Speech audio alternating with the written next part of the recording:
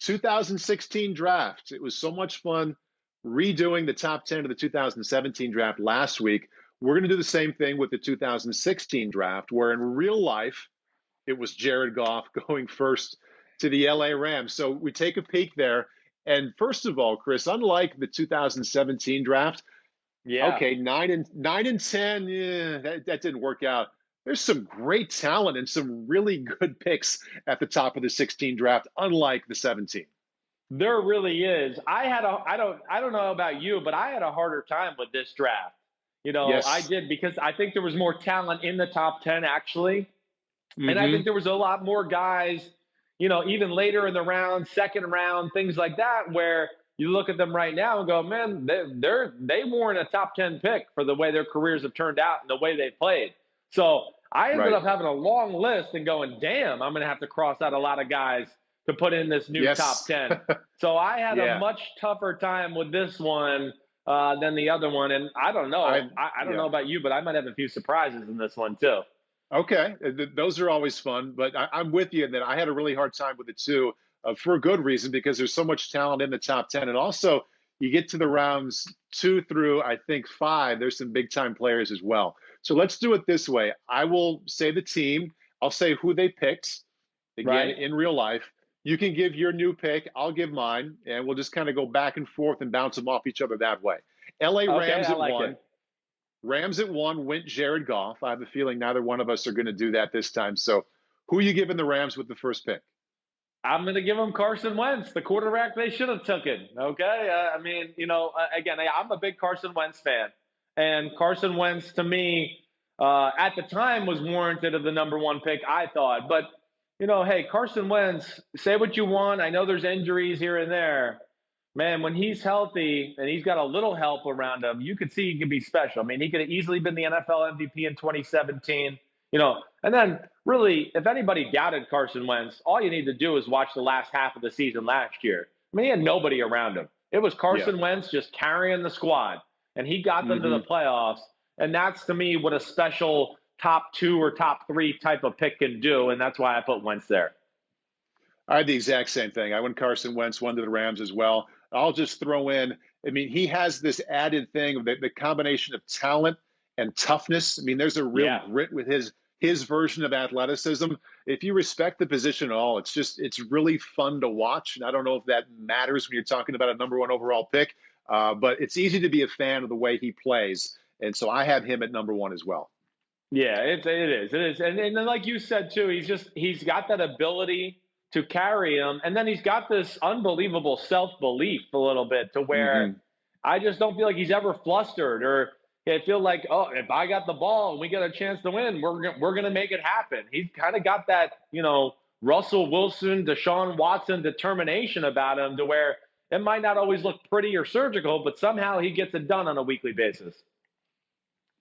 Exactly. So Wentz number one. I think I'm going to guess that's the last one we agree on. I think that's the last one where it's going to be we I have the wouldn't be same. shocked. I know. Okay.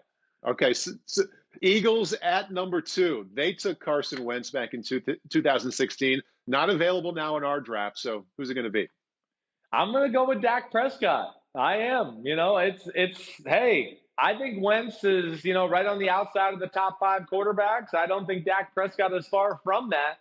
And Dak Prescott, hey, you can look at the results on the field, stats, all of that. I don't even care about all that.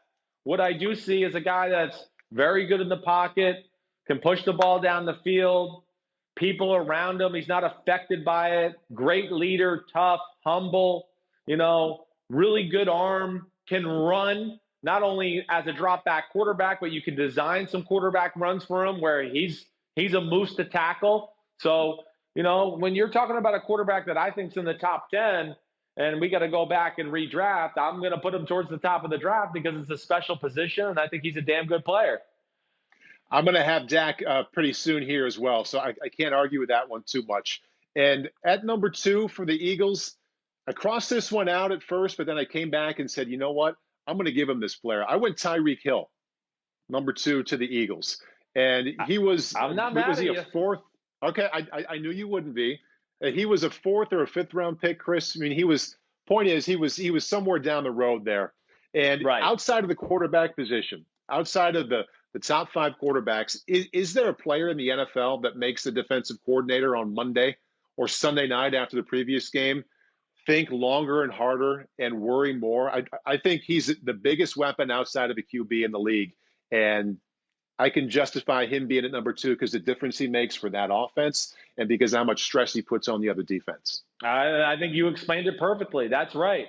Screw wide receiver position or whatever. It's weapon, and a Yes. weapon that is a game changer. And like you said, not only for his own offense and what they can do and what he does for everybody else, but the main point is he is a talent that makes defenses have to do things that they don't want to do or they've never done before because he is that special. And yeah, like he is the perfect example of like stats just don't tell the whole story about Tyreek Hill. Right. I know he's 1,300 a year or whatever. It doesn't matter. It's the pressure he puts on defenses, let alone he has a skill set that really only their quarterback and a few other quarterbacks can totally take advantage of, because you better have a big freaking arm to throw to that guy with.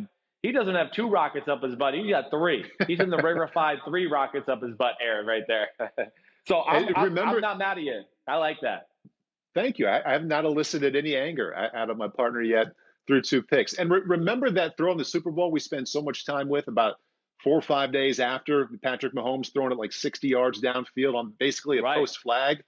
Awesome throw, but that was an amazing catch to come back and bring that one in. So the speed and acceleration, the versatility, yes, but underrated hands and ball judgment as well with those balls that are thrown way downfield. No doubt. He plays bigger than 5'10" or 5'9", whatever he is. I mean, he can really jump. He's physical, and like you said, he's very good at going up and playing the ball. And that play is the perfect example. 3-jet wasp or 2-jet wasp, whatever it was. Again, there's not many offenses or teams that can pull that off. And to pull that off, you need a guy like Tyreek Hill. And there's just, there's nobody like that can run like that. There's a few guys that can come close, but that's what he does for your offense. Chargers 3-4 years ago, they took Joey Bosa. Not a bad pick. What do you think now? I actually ended up going Joey Bosa. Really? Well, I did it a lot like I did my other one, where I didn't look at needs. I'm really almost picking what I'm looking at as my top. I'm going what I think is like my top 10 players from that draft. And, Bosa, yeah, I look at Bosa and go, he's a special football player. He's very good against the run, and we know he's special as far as rushing the passer and doing all those things too. So, again, I just think with the style of play, the up the playability, the disruption, and all of that, let alone the production and the value of the position itself, it led me back to Joey Bosa. Yeah, I think he's worthy of being in that spot. You sound surprised. You didn't like that one, huh? It's not that I don't like the player and don't like the fit and all that. It's just the offensive weapons available now in this draft at wide receiver and running back are unbelievable. It's incredible. And it's actually, I'm kind of proud of you for going nuts and bolts and going defensive lineman or defensive end, because I was not a big enough man to do that. I'm just in love with the running backs and wide receivers here. And I'm going to go back there. Chargers number 3, I'm going with Zeke Elliott.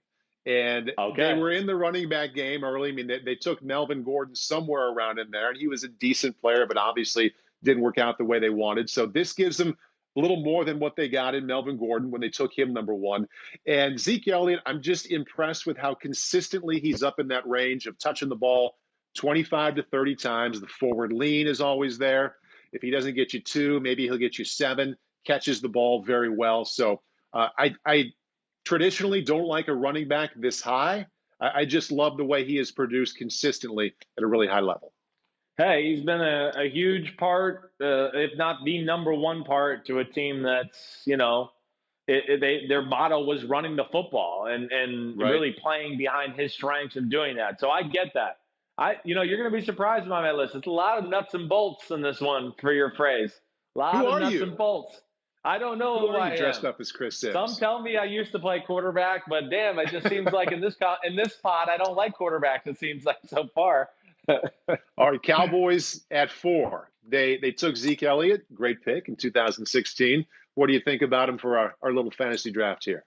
Yeah, well, he's not coming up for me yet. All right. I'm going with Jalen Ramsey as number 4 there at the number 4 pick. And again, like I said, I didn't look at team needs or anything like that. I kind of Right. just making my top 10 from the 2016 draft. Uh, I think either way, they could have used a corner. But yeah, Jalen Ramsey, from the get go, has been one of the best corners in the NFL. So I just think about it with that, all the different receivers we see in football right now, the different skill sets, sizes, everything like that. Jalen Ramsey can just match up with everybody. And, he brings a swagger and an attitude to your defense. He allows your defense to do things that it normally wouldn't be able to do unless you had a Jalen Ramsey type player. And we saw that in Jacksonville. I didn't see any DB cover Tyreek Hill as well as Jalen Ramsey did both times he played him. All right. And even when he went to the Rams last year, it wasn't his best year. It's not the easiest changing teams, but they did things with him that they never did on defense until he got there. So he's always had a bullseye on him, the pressure on him to be the guy, to be on an island, go get that guy. And yeah, to me, he's one of the better defensive players in the NFL. Now, I just said I traditionally don't like running backs as high as 3. I went Zeke Elliott at number 3. And I'm a little bit full of shit here because I'm going right back to running back at number 4 for the Cowboys. So it's Derrick Henry here for me. And I'm so used to seeing the Cowboys and enjoy seeing them and knowing, hey, in that offense, they're going to have a running back who can get you 27, 28 carries any Sunday and do it again the next week. And that's what Derrick Henry was giving the Titans the last 5, 6, 7 weeks of last season. So going against my own belief there and going back-to-back running backs, but Derrick Henry is now a Cowboy in my world. Look at you running back hoarder, you. Look at you over there. But again, you're not going to get a big argument from me here. I mean, yeah, he is, a little bit like we talked about Zeke. I mean, he's kind of the mantra of the Tennessee Titans, and they play, especially this year, and what they did at the end of the year behind him and his ability to, even when nothing was there, get 2 or 3 yards and keep them in a manageable position, let alone when he did break through the line, he could go 70 to the house. That's where he's special. So I'm not mad at you there. I am going to go – oh, sorry. We're going next team, right? I almost jumped the shark there. My bad. Go ahead. You said it. I think I'm going to have to dock you your first round pick next year for going too early there at number 5. Sorry. All right, Jaguars at 5. They took Jalen Ramsey. He was terrific for them, but obviously they traded him to the Rams. So Jacksonville, what do you think? I'm going with your Tyreek Hill right here. This is where I go Tyreek Hill. Listen, you explained it. Tyreek Hill, I don't care what his number of catches are or his yards are or whatever. I mean, they're going to be good. I know that, but they might not necessarily always lead the league. And that doesn't affect my decision either. I mean, he just, again, like you said, he's a mismatch. He's a game changer. He's a game plan changer, and the fact that when he touches the ball, no matter where he touches it, whether it's a slant route, a bubble screen, or a reverse, that you could strike up the band possibly to score a touchdown. That there's no stat that can quantify that right there to me. And that's really just where he is so dangerous. And to me, he's one of the best offensive players in the NFL. And you put it right. He's just a weapon. He's one of the best weapons in the NFL. Right. And it's a great time to be that kind of guy, even though he's special and unique, because the NFL seems very open. Teams copying each other to go with the jet sweep, the quick screens, and they weren't incorporating receivers as much in that sort of way 5, 10, 15 years ago. Right. You gave Dak Prescott to the Eagles at number 2. I'm going Jacksonville, Dak Prescott. And we spent a lot of time talking about him already. But the one extra point I'll add here, it's okay. It's a win. It's success to take a quarterback this high and have him be the 8th, 9th, or 10th best quarterback in the league. You're not always going to get the top 3 or 4 quarterback. I think the standard or the expectations of fans sometimes is so high when you take a quarterback this high in the draft. You don't always get an all-pro quarterback. But if you get one who's in that top tier, who's in the top 10, whether you rank him 7th or rank him 9th, it doesn't matter. He is that guy. He gives you a chance to have success in January. So I don't think he's a top 5 quarterback, but I would take him in the top 5, if that makes sense. Yeah. Every day of the week. That makes sense. I mean, because you're right. if you're saying a quarterback is going to be a top 10 quarterback in the NFL career-wise for a number of years, that is warranted of a top 10 pick in the draft. No doubt about that. So I'm with you all the way there. You're right. And then every fan wants Mahomes and Watson and Lamar Jackson. And, come on. If they were that commonplace, then they wouldn't be that exciting. So we wouldn't love them as much, right? I mean, that's really all it comes down to. But I'm with you. I love Dak, and that makes sense. Baltimore at 6 in real life hit a home run with Ronnie Stanley on the offensive line. He was All-Pro this last year. Who would you like to see a Raven via the 6th pick? I did think of Ronnie Stanley here. I mean, he's warranted of being right where he got drafted. I mean, he's one of the best left tackles in the NFL, and we know that. But I went another Baltimore way. I ended up going Chris Jones right here from the Kansas City Chiefs. Went big Chris Jones, who's, really the last 2 years has really come on for this football team and been the best defensive player on the Chiefs. Really, you could sit there and go in some games and some periods of the season where you go, he might, other than Patrick Mahomes, he might be the second best player on the team in general. I mean, he's special with what he does. And it doesn't always go on the stat sheet. But I look at Chris Jones right now, and other than Aaron Donald, I think Chris Jones has probably supplanted Fletcher Cox even as the second best interior defensive lineman in the game. Just from any aspect. He can he can do a lot of stuff, Paul. I mean, he could two gap, he could play nose tackle, he could play three technique, he can play defensive end. He's just really rare to be 6'5". I think he's 315 or so, somewhere in that range. And to be as athletic and as explosive as he is, just not a lot of guys in the NFL built like that. The shout out to Mississippi State for that draft class. Chris Jones and Dak Prescott coming out of there. Damn, right? It's seriously pretty damn good back in 2016. So and Ravens at 6. Shout out to Kansas City too, just to let them have a shout out too. Yeah, for finding him. Hey, Baltimore at 6. I'm going Michael Thomas. What do you think of that? He's coming up shortly for me. No doubt about it. Yeah, go ahead. Here's my reasoning, and I'm not saying that he's first team All-Pro and piling up those numbers because of Drew Brees and Sean Payton, but I think they're inflated because of the type of system Drew and Sean want to run and how surgical Drew Brees is with it. I would love to see him with Lamar Jackson and what that would help make Lamar Jackson become, and how ridiculous would his numbers be in Baltimore without Brees and without Payton. I don't know. I'd like to see it, and I'd like to see Lamar Jackson play with that kind of receiver. We already know he's fantastic and great to watch and all that, but if he had one of the top 2 or 3 receivers in the game, what would he be then? I just think it would be a fun passing game marriage to watch. Well, it definitely would be. I mean, Michael Thomas, obviously underdrafted, being drafted in the 2nd round. And, he would fit Baltimore in their attitude, right? I mean, he likes to get up and show his muscles, and he blocks, and he's physical, and he seems like he plays pissed off like the rest of the Ravens football team. So that would make sense. And, listen, I think Michael Thomas is a really interesting conversation, and you kind of sparked it right there, because I'm with you. Michael Thomas is widely renowned right now as the best wide receiver in football. His numbers say that. His numbers say that. That's exactly the point. That's where I would, and again, I think he's awesome. But do I think he's the most physically gifted receiver in football? No, I don't. I think if we put some of the other physically gifted, ridiculous receivers in football in New Orleans with Sean Payton and Drew Brees, their numbers would be absolutely ridiculous as well. And I don't mean that to demean Michael Thomas or anything like that, but I think you're right. I mean, his greatness is a little inflated to me because of the Sean Payton, Drew Brees factor, and especially Sean Payton.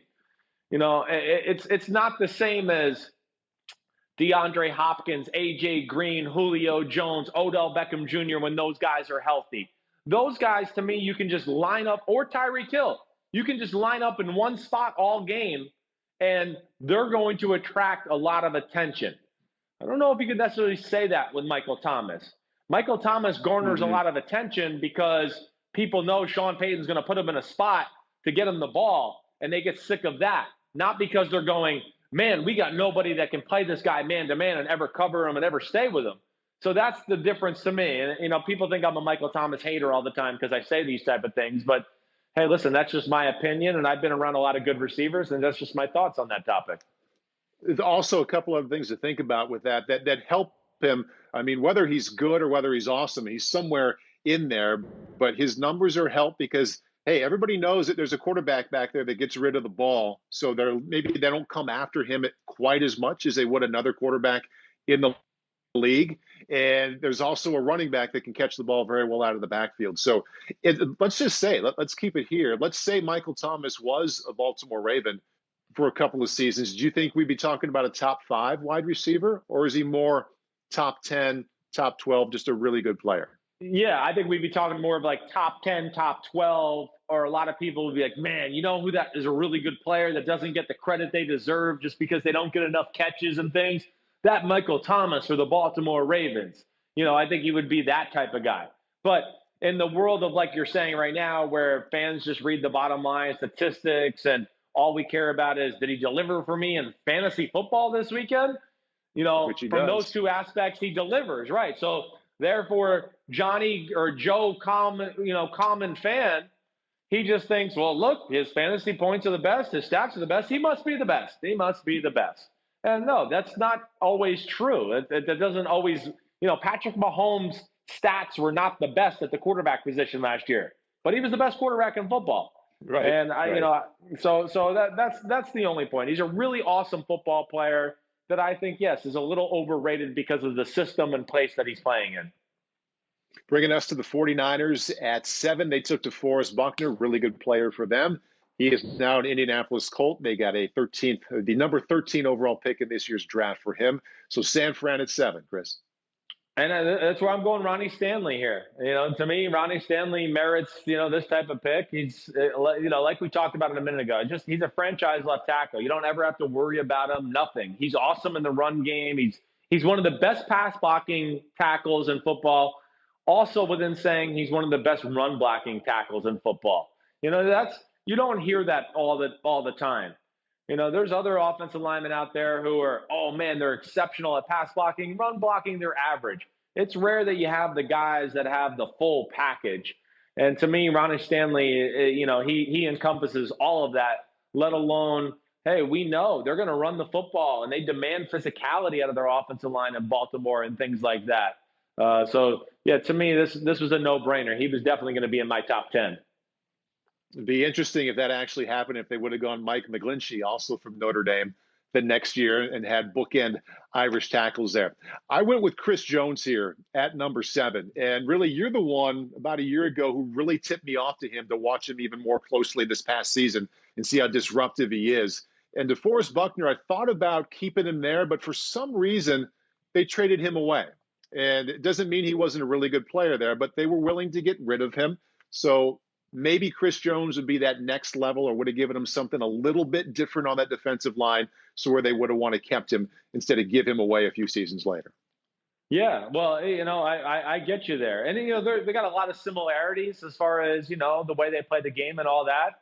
But I'm with you. I mean, hey, listen, I think Chris Jones is better than DeForest Buckner, definitely. And, just to your thought, too, I don't think the 49ers getting rid of him wasn't because they didn't like him or anything like that, too. Mm-hmm. I think they realized that, man, we're going to have to pay this guy some sort of contract to keep him. And they realized they got other issues on the horizon of players they got to pay and figure out, too. And, they already had what do I want to say, a lot of riches at that position, to where I think they felt like, okay, if we got to lose one guy, maybe this is the guy we lose. And they went with it. But, hey, I'm not mad at you. Chris Jones is the man, in my opinion. Titans at 8, Jack Conklin back in 2016. Good pick. Like DeForest Buckner, he's no longer with his team. He wasn't traded, free agent. He'll now be starting a tackle for Baker Mayfield in Cleveland. So Tennessee at 8 is up next. Yeah, and with Jack Conklin, I questioned at the time whether he was a top 10 pick. I never saw him like that. I thought he was certainly a first rounder. But I was a little surprised by that pick. But regardless, this is where I'm going Michael Thomas. This is where just the big body, the physicality, the 50-50 balls.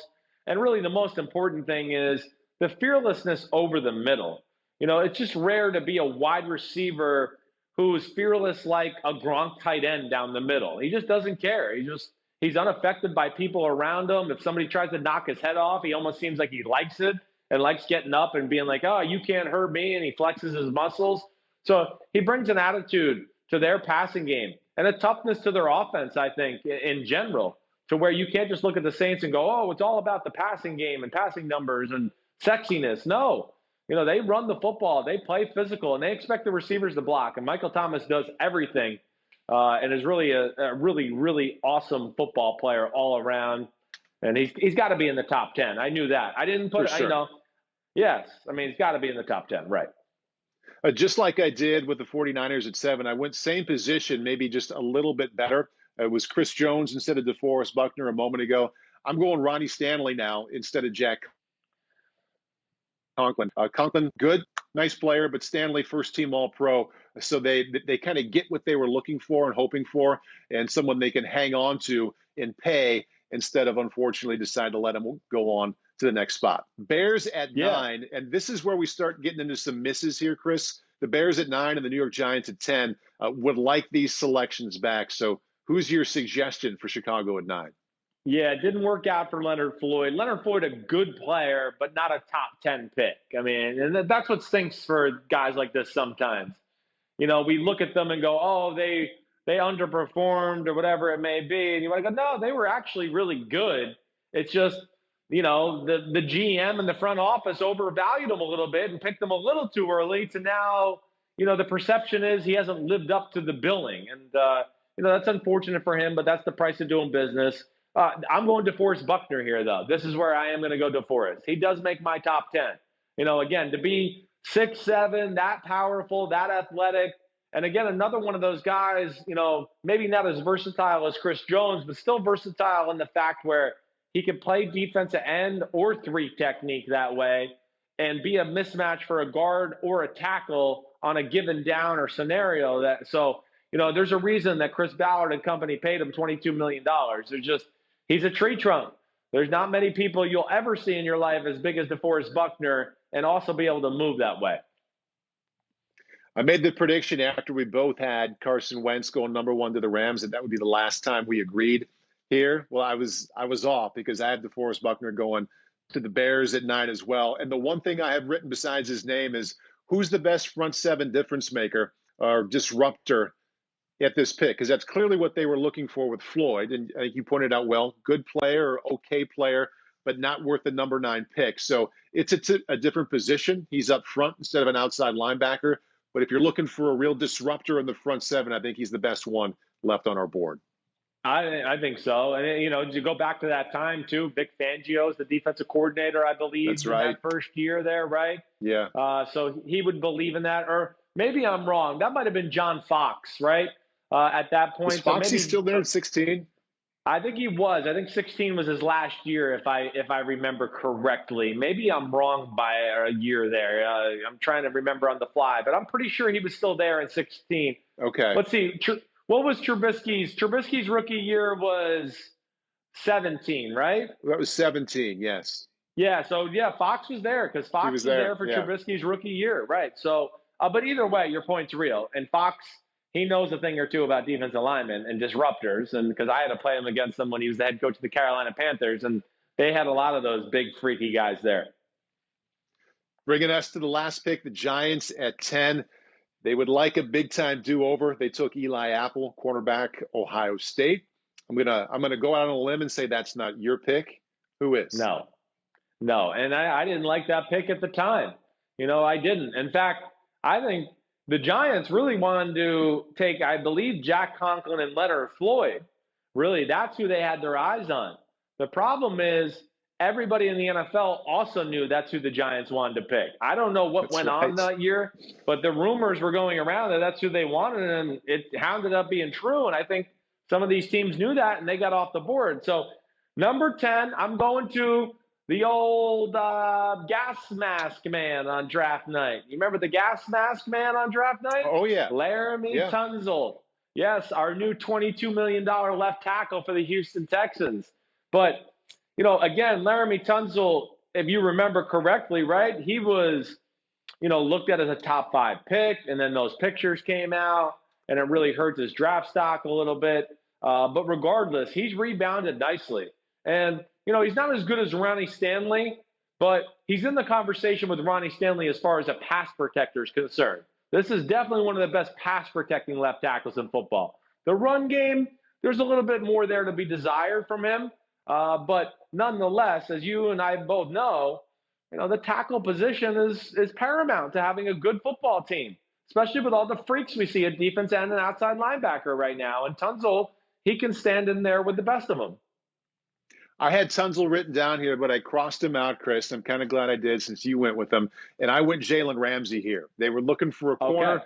Didn't work out with Eli Apple. So, I mean, a talent like Jalen Ramsey around at 10 probably wouldn't happen in the real world. I think you had him going at 4 to the Cowboys. I did. As we right. redid this draft.